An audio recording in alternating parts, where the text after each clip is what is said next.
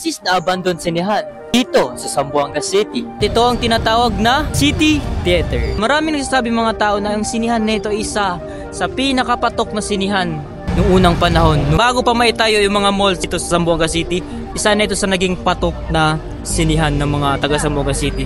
Pre, alam niyo ba tuwing dumadaan ako dito ay napapaisip na lang bakit hindi na inayos at pinabayaan na lang tong sinihan na to? Upon searching online ay isa pala sa naging dahilan ng pagkaiwan ng sinihan na to ay ang pagkasunog noong early 1990s. Kaya hanggang ngayon ay hindi na ito inayos at pinabayaan na lang ng mismong may-ari ng sinihan na to. Kaya ngayon ay isa na lang ito nagsisilbing parking area ng mga taga Zamboanga City. Pero napapaisip ako pre, talagang sayang tong sinihan na to men. Kung hindi siguro to iniwan, baka isa ito sa naglalakihang sinihan dito sa Zamboanga ngayon. Pero minsan, kahit ang pinakamahalagang bagay kapag pinabayaan ito ay unti-unti ring nawawala. Minsan, kahit gaano kaganda ang isang bagay kapag pinabayaan mo ay unti-unti itong nawawala.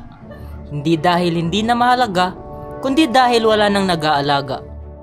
And that is all for today's video mga bros. Shoutout kay Gabriel Mayonila, Salin Damsik, and Den Andaki. Shoutout kay Asis, and Shai at Sharipa. Shoutout sa iyo mga bro. Thank you for watching.